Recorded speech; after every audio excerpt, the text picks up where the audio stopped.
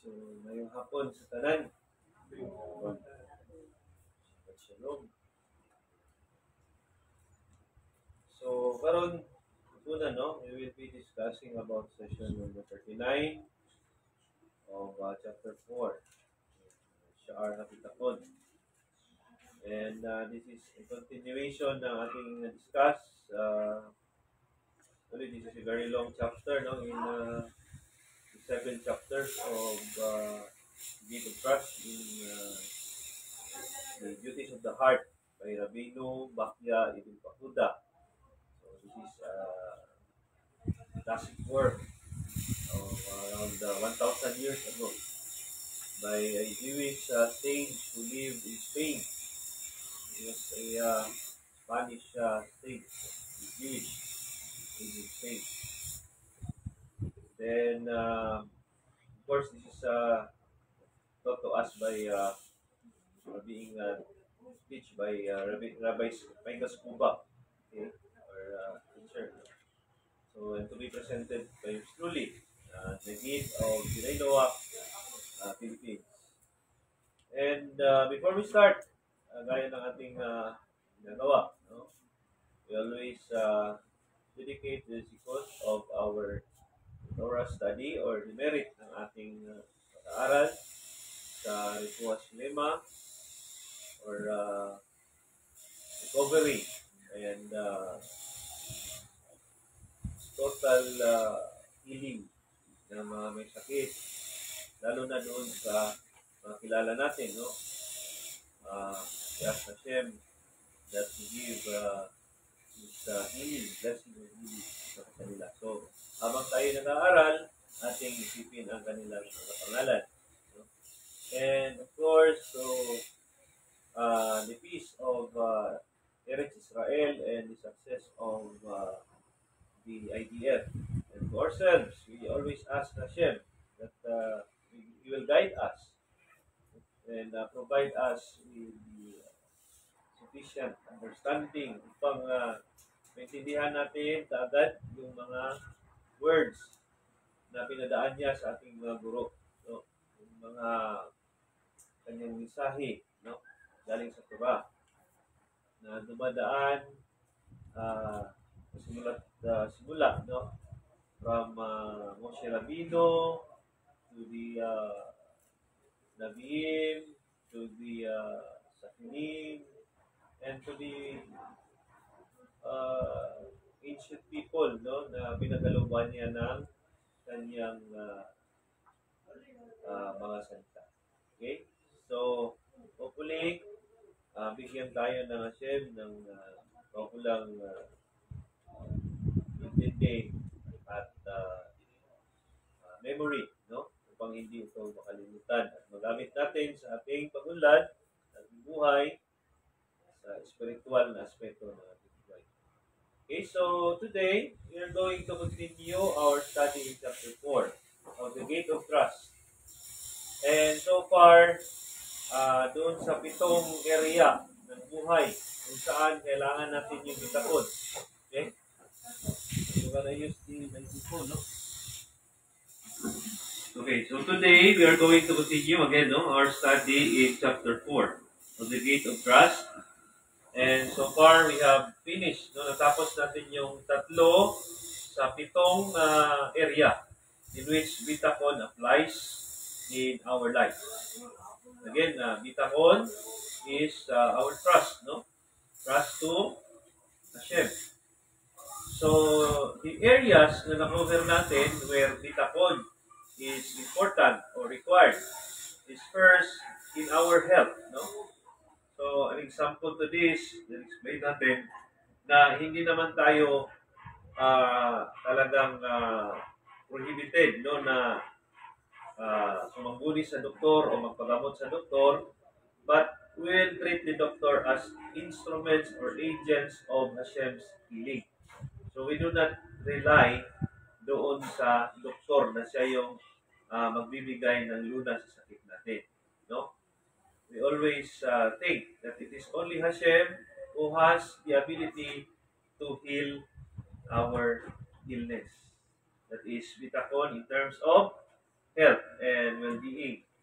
Then the second area is bitakon in terms of our livelihood or business, no? Yung pinagkakitaan natin or source ng ating uh, financial aspect.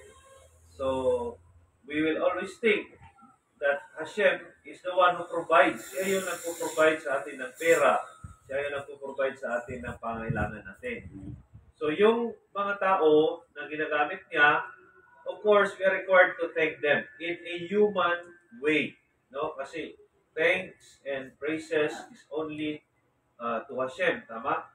But there is a difference between uh, the human way of praising and the godly way of praising. No? Magkaiba kasi yun eh. So, we are only required to praise in a godly way si Hashem, no? Ang Hashem. But we should thank yung tao na nagbigay sa atin ng ating sweldo o nagbigay sa atin ng ating financial na pangailangan kasi hinayaan nila na mag-operate ang Hashem sa kanila. Kasi bawat tao meron siyang tinatawag na bikira or free will. Diba? So pwede siyang tanggihan, no? Pag sumangit sa isipan niya na kailangan niyang bigyan yung tao ng ganito sa kanyang mga kailangan, pero pwede kasi niyang tanggihan yun, yung pumasok sa isip niya because he has also a free will. Pero kung tinanggap na yun at hinayaan niya yung sarili na ibigay yung pangailangan doon sa lumapit sa kanya, then he should be worthy of thanks by the person na binigyan niya ng tulong in a human way na papasalamat. But in a godly way, only Hashem. Hindi ka na pwedeng magpasalamat doon sa ibang gods. Okay? Or tinatawag natin na Elohim, Achirim, no? Or other gods. Okay? So, another area na na-cover natin is yung ating interpersonal relationship with other people, no? Taas na discussion ito last time. Third area, no? Which is number one, yung ating pakikipag interact sa tao kung tayo ay nag-iisa, okay? Or nasa ibang bansa or we are isolated, no? In a way. And there is also an approach, no, sa ating relasyon when it comes to kung kasama natin ang ating mga kaibigan, ating pamilya, no? And we have also a topic about kung tayo yung humihingi ng tulong, paano yung trust natin doon i-apply. And of course, kung tayo naman yung hininga ng tulong, so paano yung approach din natin when it comes to bitakon. So those are the three areas na na-cover natin during our previous lesson. So I know meron tayong mga binigay na mga presentation, no? You can print it out, then you can do a review if you want para at least magkaroon kayo ng idea kung hindi man kayo undergo or attend during the previous session. So now, today, we are going to discuss the fourth area of bitakon, no? Where bitakon is required, no? This is the area in which we are to perform a commandment. Okay, so sa atin, kagad pag sinabing mitzvos, we are referring, for non-Jews, we are referring to the Shiva mitzvot, the Nainoa, no? So, how do we apply bitakon in performing the mitzvot? Okay, so there are two elements in performing the mitzvot. And the first element is yung mitzvot na ikaw lang yung involved. Walang ibang tao, no? Like for example, yung pag-pray mo, wala namang involved na ibang tao doon, di ba? Kung nagdadasal ka, we are referring to the positive side ng idolatry because you are prohibited to worship another god or any person. So, instead of that, in the positive side, we worship and we pray to the one and only Creator or Hashem, no? So, when we are doing that, walang involved doon na ibang tao sa ating pag-perform ng mitzvah na yon. So, in abstaining from making sin, yung pag-desisyon natin na hindi tayo gumawa ng kasalanan. So, wala rin ibang involved doon, hindi tayo lang, no? So, yung eating prohibited food. Actually, this is ang example na binigay ni Rabbi Skubak dito are the kosher foods. But in our case, we are not required uh, what you call this, observe those laws about kashrut, no? Kasi ang pagkain lang na binabawal talaga sa atin is yung animal na uh, buhay pa, no? Or you will be cutting off a piece of that animal, then you will be eating it, then the animal is still alive. Yun lang yung bawal na pagkain actually. The rest, for Binay Nawak, is hindi naman talaga bawal. However, when we refer to the medical science, no, maraming bawal na kasi dapat, no? Lalo na kung medyo may edad ka na, binabawalan ka na ng karning baboy, no? Bawal na yung pork, no? So, pero sa Jewish law kasi, sa kashrut, no, hindi talaga pwede kainin yung baboy kahit na ikaw ay hindi pa matanda or wala pang sakit doon. But it's your choice. Kung wag na natin siguro, for example, sabihin mo sa sarili mo, hindi ko na hintayin na magkasakit ako, I have to stop eating pork. That's your decision, but that is not a law. Okay? But you are actually performing a mitzvah when you're doing that, no? Because it is one positive side ng murder. Because you're taking care of your body. Kabalo na ka nga ay sakit imong lawas, then di na yung kamukaon o mga bawal na mga pagkaon. Kasi bawalan ka na ng doktor eh. The doctor now is the instrument of Hashem na para pagbawalan ka doon sa ganitong pagkain. So, you are not necessarily you observing the mitzvah of prohibition against eating pork, but you are performing a mitzvah on not killing yourself earlier than necessary. Kasi bawat isa sa atin may nakatakda man tayo na panahon, but if you decide to make your life end early, so iba na yung usapan na yun. Diba? Dito ka pwedeng mag-fall sa isang batas na ito. Kasi hinayaan mo yung sarili mo na, diba, we are given in Deuteronomy 30 verse 19, diba? We are told by Hashem, no? This is addressed to everyone, that they have given you a choice between life and death. And what is supposed to be our choice? You should choose life, of course. Yeah, when you do not choose life, then you choose to kill yourself, then that is what we call murder. Diba? So, malayo-malayo na yun, but you have really to think in advance ba kung ano yung mga bagay, defense mo na yung sarili mo para hindi ka na mahanto doon sa mga ganun, no? Kasi, isa sa mahalagang bagay, no, na itanong sa atin, kung paano natin ginamit yung katawan natin while we are living in this world. Okay? Did we perform our obligations, no? When it comes to protecting our bodies. Okay? So, this category covers all the duties of the heart. Itong number 4, no? Lalo na itong commandment when it comes to performing mitzvahs by ourselves. Okay? So, in Rabino Bakyat, it says that any mitzvah is divided into 3 stages. Again, duties of the heart, no?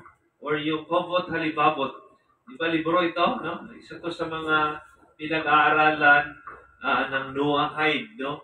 This is one of the recommended books or Torah study by our Rabbi Abraham K. Blumenstiel, and of course our Rabbi Skubak. No? This is endorsed by Noahide Nations, no? Itong Kovot Halibabot or Duties of the Heart. So may isa ng kurso na ino-offer ang Noahide Nations nito as part of the advanced studies ng mga naging. Okay? So, Again, one of the example is loving and fearing Hashem. Your yirat Hashem, no, or yiras Elohim, no. So fear God. Okay, so I just like to expound this term, no, itong yirat Hashem, because normally pag sinabi nating fear, ang agad natin na iisip is dapat matakot tayo sa Diyos, di ba? Matakot tayo sa Creator, no? Blessed be His name, no? So, actually, our rabbis teach na hindi yung nasa isip natin no, na literal na pagkatakot, na parang takot tayo na ipanish. In fact, that is the very lowest na degree of yirat shamayim or yirat Hashem. That is the very lowest degree because what really means, no, or what it meant, no, itong yirat Hashem is that we fear of destroying our relationship with the Creator. Kasi alam natin na siya yung source ng ating buhay. Siya yung source ng lahat ng blessings. So if you disconnect yourself to the Creator, then you lose your relationship. Yun yung talagang totoong kinatatakutan. Hindi yung punishment. Kasi yung punishment, very little lang yun sa kung ano talaga yung dapat na fear na nararamdaman ng isang tao. No? If you lose your good relationship with your parents, di ba? Ng isang parent, kuwan yun, di ba? Napaka-bigat nun. Kasi, if you are really a Torah keeper, you will really desire to have a good relationship, lalo na kung yung parents natin are already back in the path of the Torah. Kasi there is a commandment to honor our parents, no? Ibud ab bihim, no? Honor thy father and thy mother, no? So, and ano yung banyan? Ano yung reward? You will have long life. See that? So, it's not only talking about life in this world kasi marami namang nagmamahal sa kanilang parents or they honor the parents pero madaling namatay. But life in this world is not really the end of life. No? Your soul lives on as long as it carries with it the sufficient knowledge that is required by the Creator. Kaya nga, isang halagang bagay kung bakit tayo namuhay dito sa mundo or nilagay yung soul natin dito sa katawan natin because Hashem wants us to experience this world and to earn as much merits na dadalhin ng soul natin.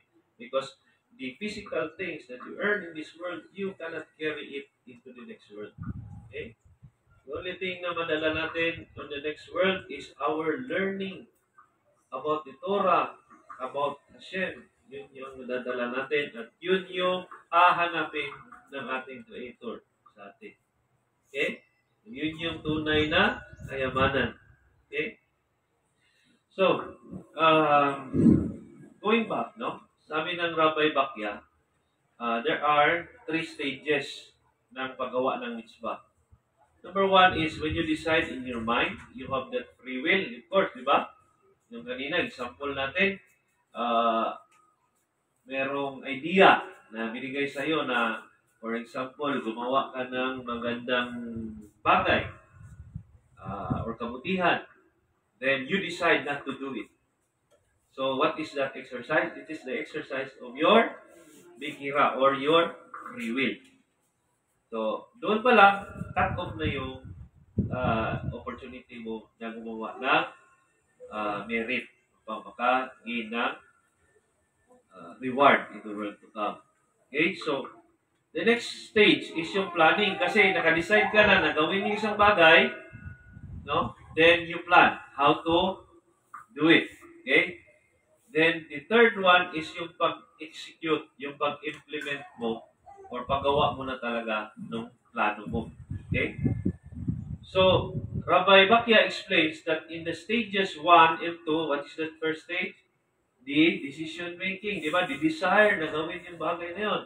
Then, yung pangalawa naman is yung planning, yung piniprepare mo yung sarili mo kung paano mo gawin yun. So, in this particular 2 stages, sabi ng Rabino Bakya, bitakon does not apply. Bakit? So it would be, sabi pa nga niya, no, it would be foolish to rely on Hashem during these initial stages. Bakit? Because He has already given us free choice, whether or not to serve Him. Okay? So that is found in Deuteronomy 30, verse 9 again. Okay? So, the question here, we read this verse already, we read this all the time, no? Ang pinakamit lang naman ito is, I given you the choice between life and death, choose life. So, in this verse, what is considered, or what's considered to be life and death?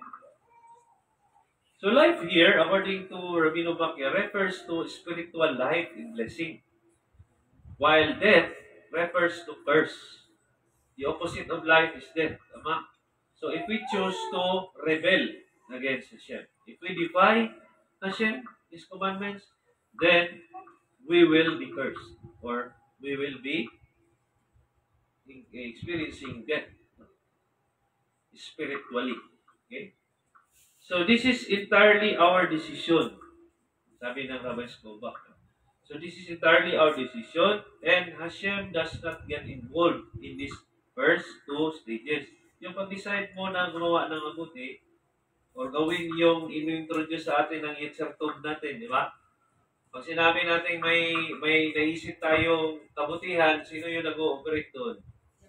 Yetzer Tov, the good inclination. Pag meron namang sumakip sa ating isipan na pinapagawa tayo o nakakaisip tayo ng paggawa ng masama, who is operating that? The Yetzer Hara, the evil inclination. So, with that, hindi pumapasok si Hashem noon. Inaalaw niya tayo na maggawa kung ano yung one. That is stage 1. Then the next, stage 2, yung planning, of course, si Hashem pa rin hinahayaan pa rin yung tao na gumawa ng plano. However, it is in stage 3 that we should rely on Hashem because He decides success. Whatever you do in life, you can try and try and try, but it is Hashem who will decide if you will be successful. Okay? So, marami tayong alam niya, no? Ang galing ng utak. Maraming pera, pero hindi nila makuha kung ano yung gusto nila. Why? Because it is Hashem who decides. Kung gusto niyang ipagkaloob sa iyo yung gusto mo. Okay? So, example, when you wake up in the morning, sa Sabado sa umaga, then you decide to join the prayer here. Okay? And your alarm didn't function. Di ba? Kasi, normally, matagal ka gumising. May trabaho sa gabi or what, then hindi umalarm. Or other things, no? Pwedeng na-traffic ka or whatever it is. So, yung stage 1 and stage 2, nagawa mo yun. Di ba? Di plano ka, decide ka, napunta, pero hindi natuloy. So, it is not your will. It is Hashem's will. Okay? So, we also see, no, in relation to dinagdag lang ito, no? In relation to communal prayer. Why is it important to be in the community when you pray? Okay? So we see also this in Perky Avot, no? In Mishnah chapter 3, Mishnah 6, no? That the Shekinah operates in different levels. Okay?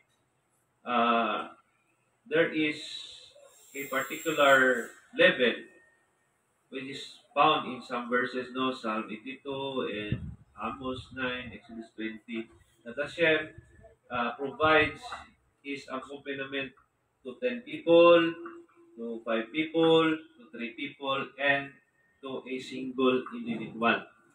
Okay, so Rabbi Skobach give an example, no, na kapag marami yung kasali ka doon sa karamihan na nagdadasal, so kahit na hindi maayos yung pagkakabigkas mo or maybe ipakalatan kayo na nakikipag-usap ka. Hashem will treat you as a one unit. Okay? So, yung pagkakamali mo na konti, hindi na yun mapapansin kasi kasali ka doon sa buong community. Okay? Kaya nasabi dito sa first part ng Perky Avot ng chapter 3. Hashem is with the congregation. Okay?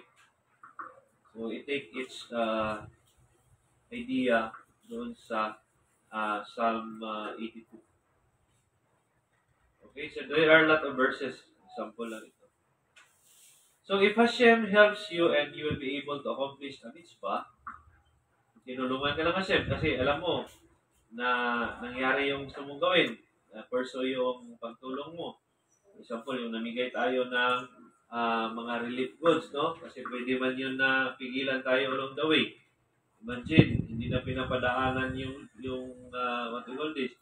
Yung daan kasi bawal na sa civilian vehicle since nalaw ng Hashem na kasama tayo sa convoy. So, very smooth yung nangyari. Hindi rin nagkaroon ng any other. So, we have decided to give to the needy and we plan kung paano natin gawin, no? Of course, with the help of our women's group natin, no? Tumulong sa pagplano at sa execute. So, of course, it became successful because Hashem helped us. So, anything could happen, but when Hashem provide help, then we will accomplish what we want. No? So, but if you are not able to accomplish it, however, no, you'll still be rewarded for your intention, for your, what we call this, muhang desire, and your planning. Meron yung reward din kasi nga, divide nga into stages kasi you are not in control of whatever the result of your plano. Ba? Kung plano ka pa gusto gumawa ng maganda, but it is Hashem who will decide. For whatever reason it is, ganong gipunggan ni Hashem, it is still for your own good. That is bitapon. Okay?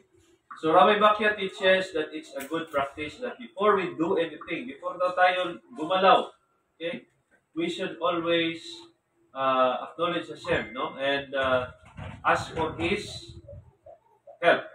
Okay? We should ask Hashem's help and should not rely in our own ability. Okay? We read this in di ba? Proverbs 3 verse 5 to 6, di ba? Trust in Hashem and do not rely on your own understanding. So understanding is our ability to understand and everything. Diba? So this is one way of understanding. But our rabbis teach actually, when you say that, no, it is referring to finding a teacher. No? When you study Torah as a lekharab, you must have a teacher. Lalo na tayo, nasa Pilipinas, so we should always have our teacher. Kasi kung tayo lang yung nagbabasa, then we could have other meanings. No? Hindi tayo magkaroon ng iba't ibang mga meaning doon sa binabasa natin na hindi tugma doon sa tinuturo ng ating mga authorized na rabbi, rabbinic authority. Hindi lang basta rabbi kasi we have also to realize na maraming nagsasabi ngayon, no? It's very sad na even in Israel, maraming nagsasabi na rabbi. But when you look for their credential, wala silang sinita, wala silang what we call this, ordination. Kasi yung rabbi kasi generic term yun sa guro. So, pwede mong itawag yun. But sa atin kasi, since we are far, we have to really to know from who we are acquiring teaching with. Is he an authority to teach such and such? Okay? So, that is Aseli Karab, and that is Proverbs 3 verse 5. But in Proverbs 3 verse 6, what is that? What is being stated there? Ano bang sinasabi doon? In all your ways, you must acknowledge Him. Him refers to Hashem.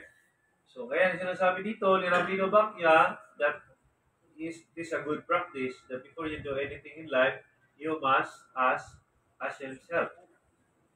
Eh, wala naman siguro, hindi naman siguro mabigat yun, no? Hashem, before you drive, di ba? Huwag ka mag-drive. Hashem, please help me na hindi ako magkamali sa aking mata para smooth yung takbo ng aking sasakyan.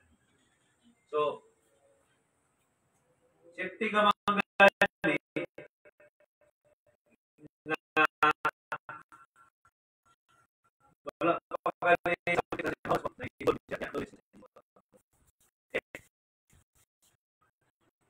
So, example, before taking your medicine, the doctor prescribed.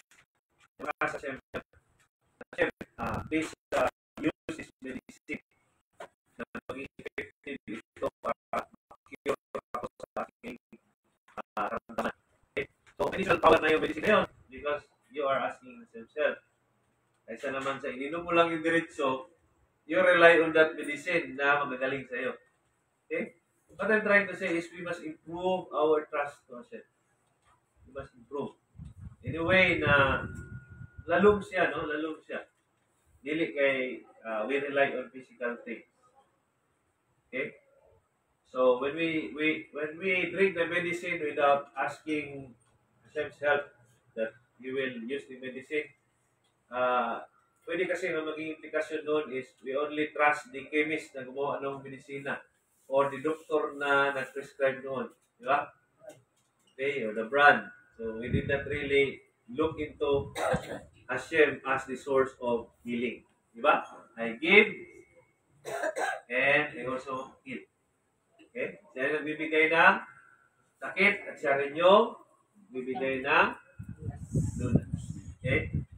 Because when we begin to think that we can be successful by ourselves, masanay na tada ba na we only think na kayang-kaya na kami, no? Without Hashem, then we are in spiritual error. Okay? So, yeah, but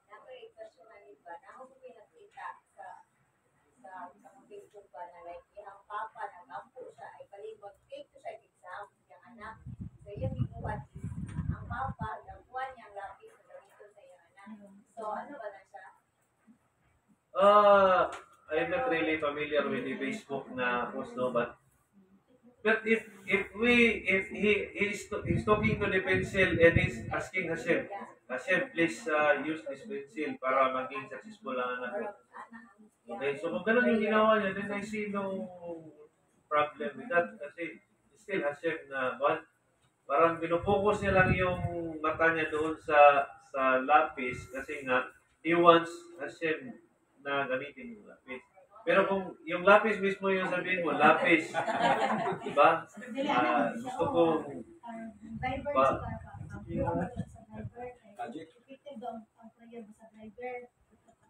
okay. Nana, no? So, you rely on the driver. Kasi sweet lover. Diba? So, hirap din yun, no? Kasi you have really always to channel our trust. It is only to Hashem. Okay? So, godly trust to Hashem. Human, of course, there is a level of trust, no? Kasi nga, we are also given the free will to choose the doctors kung kanino talaga tayo merong parang one. That is intellect. Yun yung level na tinuro din sa atin na gamitin yung intellect natin to choose kung sino talaga yung pwedeng magbigay sa atin ng tulong. Kasi kung sino-sino lang doktor yung, kinato kasi doktor man. Eh kung doktor pala yun, albularyo lang pala. So you have also to use your common sense, no, or your intellect para matunongkod ka because mas duol ang help ni Hashem kung ginamitan mo rin ng utak kasi that constitutes your histadlut or your effort in looking for the right person to help you. Hashem will come in, okay? It can be hindi natin 100% but at least you're near to success kasi nga nag-effort ka. Then, bigyan ka pa ng tulong ng Hashem. So, the only thing that prevents success is your good. Di ba? Oh. I mean, bigyan ka na ng tulong kay Hashem. Then, ginawa mo na yung part mo. Yung istadot. Then, hindi natuloy. So, what is the reason now? For your own good. Not this time. Kasi kakasira mo. Di ba? try to go deeper into yourself. Kung meron mga ganong sitwasyon, then you will realize, tama pala. Kasi kung nangyari, kung natuloy yun, hindi magkaganito kaganda ngayon. Okay? So that is how we understand. So Rabino or Rabbi Victor Miller, no, of blessed memory, is one of the Torah giants in our recent generation. No?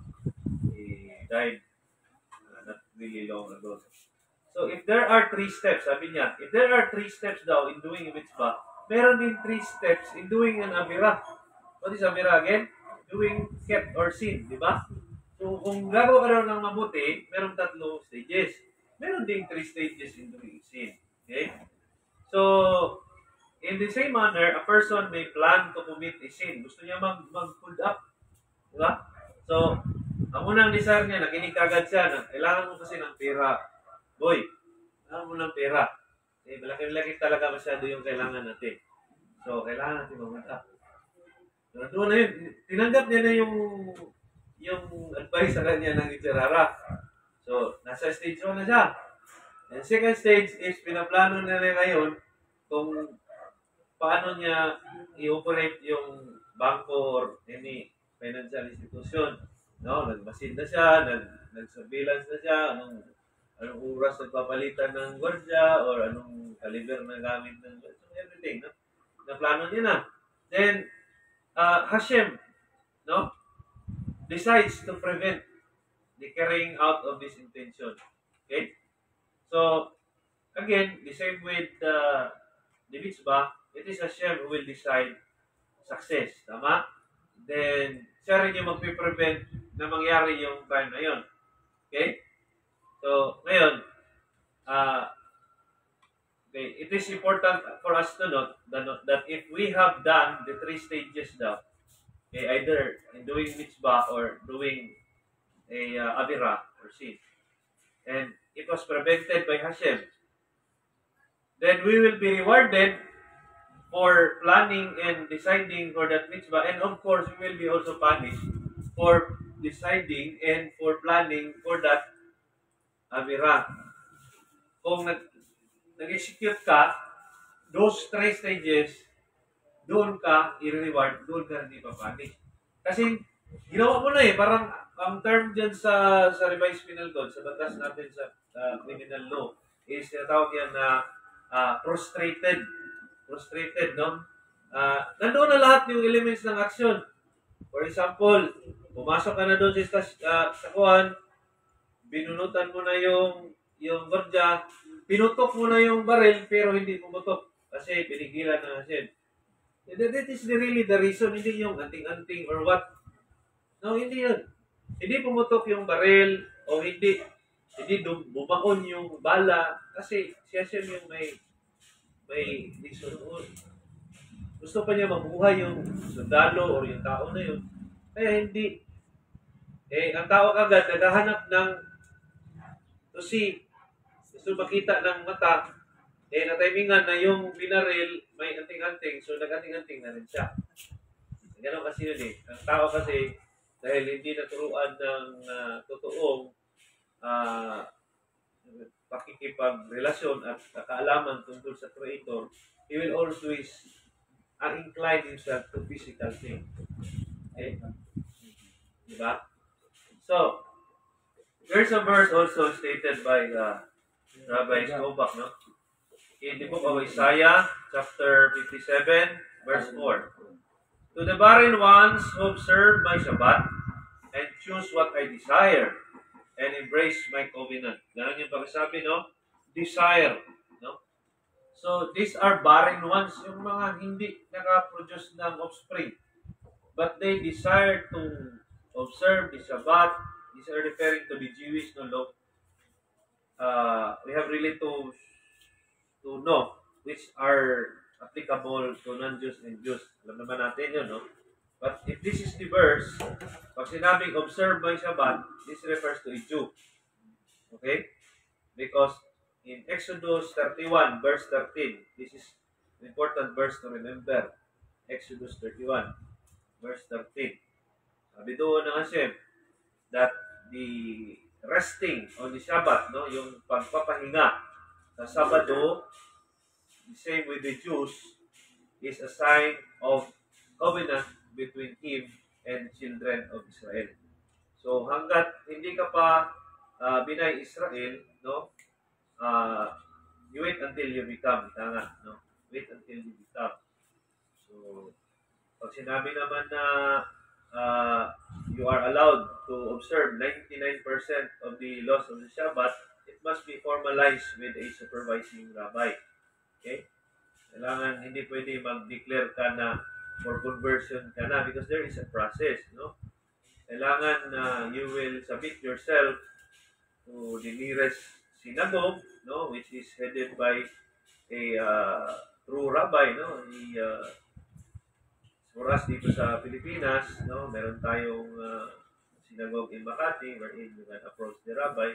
But anywhere else in Mindanao, wala kang mapuntahan na pwedeng supervise sa iyo. Okay, so that is one of the situation we are in right now. So, hindi kasi pwede na ipilit yung batas na hindi applicable naman sa atin, no? And that is what is our rabbi states, no, na we cannot enforce, hindi natin pwedeng pilitin yung will natin sa will ng Hashem. Hashem has the will for non-Jews and Hashem also has a will for or in-expect for binang Israel. Okay? So, wala namang problema yun kasi we are both drinking in the same well. No? Then we are both promised with a place or a share in the world to come. Okay? So, ganyan lang, no? That is just one of the reminders, no? Kasi we are very much eager, no, na to embrace the totality of the laws of in Judaism, but we have to remember na our rabbis, no, the authorities, the rabbinic authority has provided us with such guidance kung saan yung limitation natin, kung anong pwede nating pag-aralan. So, doon lang. No? Hindi na natin ipilit pa. Mas mahirapan pa tayo. No? Unless, if we decide to convert, we will undergo the proper process. Okay? And it will be pleasant in the eyes of course, siya yun ang institute ng mga proseso na yun. So, it will be also pleasant in his eyes. No? So, there is also an important thing, no? Sabi ng Rabbi Skubak here, no? This is the most important thing in life, to desire what is holy, what Hashem desires. Kung ano yung in-expect ng Hashem sa atin. No? Pag nilagay ka niya sa Pilipinas, most probably, He expects you to perform as a righteous Gentile in the Philippines. Otherwise, merong mas mabigat na calling na talaga kailangan mo mag-convert, then there is no limitation naman. But of course, it should be in a proper way. Kasi kung anyone, if you just say na pwede na yun kaagad in your own self, so it will not be a good example to the other people. No? Kasi ang nangyari dyan, wala nang, kumbaga, proper na proseso na mangyayari. Everybody can have his own or her own process in doing things. You know, our Creator is a God of order and God of what you call this? He created things in a organized manner. Eventually, the world will be peaceful and organized. Ganun talaga yun. So that's how we should go. We should walk in the path. Okay, so Rabbi Skobach cites an example of this, no? You know Rabbi Israel Salanter, the father of the Musar movement. No? He lived around the 19th century. No? Yung Musar kasi isa yung aspect ng Torah learning which deals with the correction of the midot, yung character, no? So, iba naman deals with other things, like, for example, bitakon, trust. Ito naman kay Rabbi Salander and these other rabbis, that is similar sa kanya, is focusing on the midot, yung correction of character, which is called musar. Okay, so there is a situation kasi si Rabbi Salanter was seen by students talking to a man. Ang discussion nila, magpagawa daw ng eskwelahan, yung tinatawag na kulel. No? Yung kulel kasi is where married man go to study deeper about the Torah. Commonly, ang alam natin, yung Beit Midrash or House of Study. Pero meron pa yung mga branches ba, o mga specification. Merong yeshiva, merong kulel. So yung kulel, na sinasabi dito sa example, is the place where married man go to study. And usually, may sponsor yan.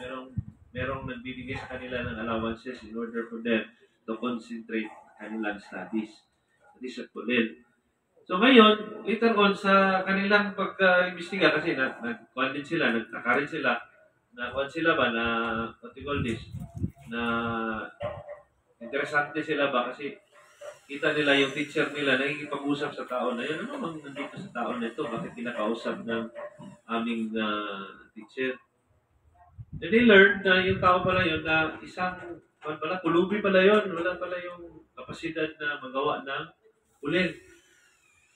So, sabi naman ng Rabbi Salanter, no, na is it not a good intention ng isang tao na magpagawa ng kanyang bahay pag-aaralan or kulel?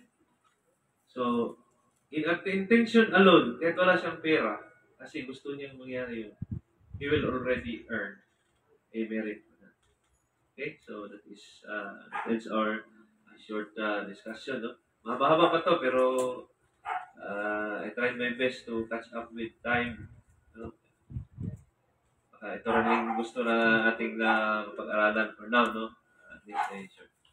So anyway, I'd like to greet a happy birthday to our prayer leader in Malita, no? Si PL Marcelito Tigyap, okay?